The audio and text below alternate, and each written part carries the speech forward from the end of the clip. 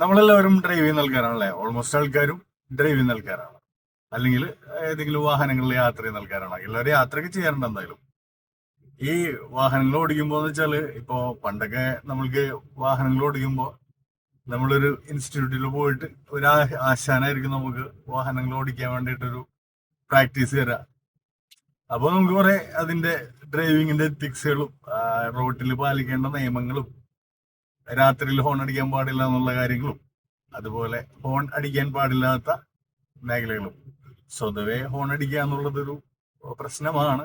എങ്കിൽ പോലെയും നമ്മളുടെ ഒരു റോഡ് സാഹചര്യം വെച്ചിട്ട് ഹോൺ അടിക്കാതെ നിവൃത്തിയില്ല. അപ്പം അതുപോലെ ഹെഡ്ലൈറ്റിൽ ഉപയോഗിക്കുന്നുണ്ട്, ഡിമ്മും ബ്രൈറ്റ് ഉപയോഗിക്കേണ്ട സാഹചര്യങ്ങള്, എന്താ പറയാ, ചില ബാറ്ററി ഒക്കെ മീൻസ് ഓട്ടോ ഇലക്ട്രീഷ്യന്റെ ഷോപ്പിലൊക്കെ പോകുമ്പോ നമ്മൾ കേട്ടിട്ടുണ്ട്, ഇതന്നിട്ടോ ഓപ്പോസിറ്റ് വന്നെ കണ്ണടിച്ചു പോണം. ആ ഒരു ആറ്റിറ്റ്യൂഡിലാണ് ചില ബൾബൊക്കെ നമ്മൾ മാറ്റിയുടെ ഹെഡ്ലൈറ്റിന്റെ. അതേപോലെ വെക്കും, മറ്റേ ഹോൺ തന്നെ വെക്കുക, അതായത് തുളച്ച് കയറട്ടെ അങ്ങനെ ചെവിയിലേക്ക്. ഒന്ന് ആലോചിച്ച് നോക്കിയല്ലേ, ഫ്രണ്ടിൽ പോകുന്ന ഒരാളുടെ ഒരു ബൈക്കുകാരന്റെ പുറകിൽ പോയിട്ട് നമ്മള് നല്ല സൗണ്ടുള്ള ഒരു ഹോൺ അടിച്ചുള്ള സ്ഥിതി വിശേഷം നടന്ന് അയാൾക്കത് ബുദ്ധിമുട്ടാവുന്ന മാത്രമല്ല, അയാൾ മാനസികമായിട്ട് എന്തോരം വിഷമുണ്ടാക്കുന്ന സംഗതി എന്നറിയാം, പെട്ടെന്ന് പുറകിലൊന്ന് ഹോൺ അടിക്കാന്നൊക്കെ പറയുന്നത്. അതേപോലെ നമ്മുടെ ഈ ഷോപ്പിംഗ് മാളിന്റെ ഒക്കെ പാർക്കിങ്ങിൽ പോയിട്ടുണ്ടെങ്കിൽ കാണാൻ ഒരു ആവശ്യമില്ലാണ്ട് ഹോൺ അടിച്ചു വരുന്ന ആൾക്കാർ. ഷോപ്പിംഗ് മാളിന്റെ പാർക്കിംഗ് എന്നൊക്കെ പറയുന്നത് അതൊരു ഇൻബിൽട്ട് ആണ്. അത് ഇൻഡോർ പാർക്കിംഗ് ഒക്കെ ആയതുകൊണ്ട് ഭയങ്കര എക്കോ ഒക്കെ ഉള്ള സ്ഥലമായിരിക്കും. ഭയങ്കര സമാധാനം ആഗ്രഹിക്കുന്ന ആൾക്കാരാണ് എല്ലാവരും. അവിടെയാണ് ഇങ്ങനെ അനാവശ്യമായിട്ട് ഫോണൊക്കെ അടിച്ച് ഇറിറ്റേറ്റ് ചെയ്തുകൊണ്ടിരിക്കുന്നത്. അപ്പോ പറഞ്ഞു വന്നത് ഇതാണ്, നമ്മളൊരു ഇൻസ്റ്റിറ്റ്യൂട്ടിൽ പോയിട്ട് അവിടുത്തെ ഒരു ഇൻസ്ട്രക്ടറുടെ സാന്നിധ്യത്തിലായിരിക്കും നമ്മൾ ഡ്രൈവിംഗ് പഠിക്കുക. അപ്പൊ ഒരു ഡിസ്റ്റൻസിനെ കുറിച്ചൊക്കെ നമുക്ക് പറഞ്ഞുതരും.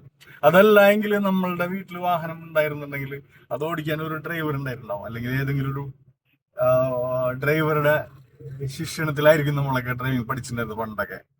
അപ്പൊ അവർക്ക് കുറെ എത്തിക്സുകൾ ഉണ്ടായിരുന്നു, ഡ്രൈവിംഗിൽ പാലിക്കേണ്ട എത്തിക്സുകളൊക്കെ അതേ പ്രകാരമായിരിക്കും. പക്ഷെ ഇന്ന് കാലം മാറി, ഇന്ന് ഓരോ വീട്ടിലും രണ്ടും മൂന്നും വണ്ടികൾ ഉണ്ടാവും, ഒരു രണ്ട് ബൈക്കും ഒരു കാറൊക്കെ ഉള്ള വീടുകൾ എന്ന് പറയുന്നത് വളരെ എന്താ പറയാ, നമ്മളെ അയൽവക്കത്തൊക്കെ കാണുന്ന ഒരു സ്ഥിതി വിശേഷമാണ് അത്. നമ്മളെ വീട്ടിലേക്ക് ഇപ്പൊ പോകുന്ന വഴിയിലൊക്കെ കാണാം, ഒരു വീട്ടില് ഒരു കാറ് രണ്ട് ബൈക്ക്, അല്ലെങ്കിൽ രണ്ട് കാറ് രണ്ട് ബൈക്കൊക്കെ ആയിട്ട് ഉണ്ടാവും. അപ്പൊ അടുത്ത ജനറേഷൻ അല്ലെങ്കിൽ ഇപ്പോ വണ്ടി ഓടിച്ചുകൊണ്ടിരിക്കുന്ന കുറെ ആൾക്കാരിലുള്ള വ്യത്യാസം എന്ന് വെച്ചാൽ അവര് വണ്ടി സാധാരണ വീട്ടിലുള്ള വണ്ടി ഓടിച്ച് പഠിക്കുകയാണ്. അതിന്റെ ഒരു പ്രശ്നം എന്ന് വെച്ചാൽ വണ്ടി പഠിക്കാൻ കുറച്ച് പ്രാക്ടീസ് ചെയ്താൽ എല്ലാവർക്കും സിമ്പിൾ ആയിട്ട് ഓടിക്കാൻ പറ്റും. പക്ഷേ അതിൽ ചില കാര്യങ്ങൾ വിട്ടുപോകും. നമ്മളിപ്പോ അവിടെ പോയി ടെസ്റ്റ് കൊടുത്തു കഴിഞ്ഞാൽ പാസ്സാവുകയും ചെയ്യും, പക്ഷെ ചില കാര്യങ്ങൾ നമുക്കത് വിട്ടു. അതിൽ പാലിക്കേണ്ട പല കാര്യങ്ങളും നമുക്ക് അറിയില്ല. ഒരു വണ്ടി ഓടിക്കാൻ എല്ലാവർക്കും പറ്റും, മിക്ക ആൾക്കാരും പറ്റും, പക്ഷെ ഒരു പ്രതിസന്ധി വന്നാൽ എങ്ങനെ മാനേജ് ചെയ്യാന്നുള്ളത് ചിലപ്പോൾ നമുക്ക് പറ്റണമെന്നില്ല.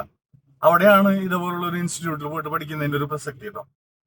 അപ്പൊ ഞാൻ പറഞ്ഞു തന്നത്, നമ്മൾ ഈ ഹോൺ അടിക്കുക എന്നുള്ളത്, അല്ലെങ്കിൽ ഇപ്പം റോട്ടിലൂടെ വണ്ടി പോകുമ്പോൾ ആർക്കൊക്കെയാണ് ഒരു പ്രയോറിറ്റി കൊടുക്കേണ്ടത് എന്നൊക്കെയുള്ള കുറെ കാര്യങ്ങൾ, അത് ചിലപ്പം എവിടെയും പ്രിന്റ് ചെയ്ത് വെച്ചിട്ടുള്ള കാര്യങ്ങളായിരിക്കില്ല, അല്ലെങ്കിൽ അത് ഒരു എത്തിക്സിന്റെ ഭാഗമായിട്ട് പറഞ്ഞായിരിക്കും. ഇപ്പം എക്സാമ്പിൾ പറയുകയാണെങ്കിൽ ഇപ്പൊ ഒരു ഹോസ്പിറ്റലിലേക്ക് പോകുന്ന അല്ലെങ്കിൽ ഇറങ്ങി വരുന്ന വഴികളുടെ ഒക്കെ നമ്മൾ ചിലപ്പോൾ മെയിൻ റോഡിലേക്ക് പോകുമ്പോൾ അവർക്കൊരു പ്രയോറിറ്റി നമ്മൾ കൊടുക്കാറില്ല. സാധാരണ നിലയിൽ പ്രയോറിറ്റി കൊടുക്കേണ്ട കാര്യമില്ല, കാരണം പോക്കറ്റ് റോഡിൽ നിന്ന് സൈഡ് റോഡിൽ നിന്ന് കയറി വരുന്ന വാഹനങ്ങൾക്ക് പ്രയോറിറ്റി ഇല്ല, അവര് നമ്മൾ പോയതിനു ശേഷം പോയാൽ മതി എന്നുള്ളൊരു സംഭവമുണ്ട്. അപ്പം ഹോസ്പിറ്റലിന്റെ കേസിൽ ചിലപ്പോൾ നമ്മളത് ഒന്ന് എന്താ പറയാ, അവിടെ നിന്ന് കോംപ്രമൈസ് ചെയ്യേണ്ടി വരും. കാരണം ഹോസ്പിറ്റലിലേക്ക് പോകുന്നതും ഹോസ്പിറ്റലിൽ നിന്ന് തിരിച്ചു വരുന്ന ആൾക്കാർ എന്തായാലും ഒരു നല്ല മൈൻഡ് സെറ്റിലായിരിക്കണം എന്നില്ല, അവർ കൂളായിട്ടായിരിക്കില്ല ചിലപ്പോൾ പറഞ്ഞത്. അവർക്ക് വേണ്ടപ്പെട്ട ഒരാളുടെ ഒരു അവസ്ഥ അവിടെ ഭയങ്കര മോശമായിരിക്കും, അല്ലെങ്കിൽ ഏതെങ്കിലും ഒരു മോശം വാർത്ത കേട്ടുകൊണ്ട് ഇറങ്ങുന്നത് മാനസികാവസ്ഥയായിരിക്കും, അല്ലെങ്കിൽ വേണ്ടപ്പെട്ട ആരെങ്കിലും അവിടെ വയ്യാണ്ട് കിടക്കുന്നുണ്ടാവും, അല്ലെങ്കിൽ സ്വന്തം കാര്യത്തിന് തന്നെ പോയിട്ട് തിരിച്ചു വരുന്നതായിരിക്കും.